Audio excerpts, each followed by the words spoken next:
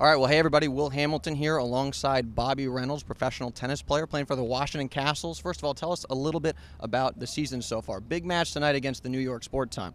Yeah, no, for sure. They're first in the league right now. We're second. They've gotten us the first two times, so, by close matches. But, we'll have the home crowd and we'll be ready to go. So I think we'll do well tonight. Well, yeah, tell us a little bit about, playing downtown. This is, as far as I know, the only World Team Tennis stadium that's right smack dab in the middle of a city. So how does that, get you amped up for a match? Yeah, no, the crowd here, is unbelievable. To come out here every night and, in front of 3,000 people going crazy, especially with the World Team Tennis format, it's so intense and so quick that I think the fans really like it. And, obviously we love playing in front of a home crowd and fans that are cheering for us. Well, we're going to pivot and ask some instructional questions. Our audience pre-submitted some questions. So we have a question, first of all, from Win. And, when you're playing a match, how tense are you? Are you really muscled up? Are you trying to rip the ball? Are you more relaxed? How tight do you hold the racket? Yeah, no, when, obviously, it's tough, when you get in tight points, stuff like that, you might become a little more nervous. But, the one key thing is to you need to be relaxed holding the racket. You kind of hold it with these two fingers the most.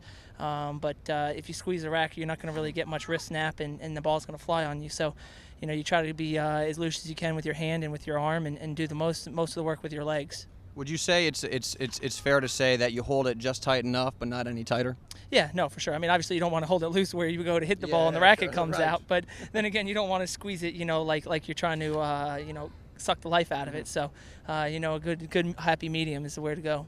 Well, to round this out, we got a very common question. This is a shot that a lot of rec players struggle with, the high backhand. And I was looking you up on Wikipedia earlier today. You have played Rafael Nadal, so that's going to be a lefty forehand, ton of topspin right into your backhand. So talk a little bit about playing Rafa. How do you handle that? Do you make any adjustments? Do you take it early? Do you try and drive it more? I mean, what's the adjustment you would make when the ball is high in your strike zone? Well, first of all, playing Rafa, is unbelievable. Yeah. The guy, you don't see a ball like that ever, except from him. Just the amount of spin that he gets on it is unbelievable. For me, I actually like to basically back up, wait for the ball to kind of come down, because you got to kind of keep it in between your waist and your shoulders. If it gets above your shoulders, you're going to lose a lot of pace, and the ball's going to fall short, and then he's just going to step up and rip it.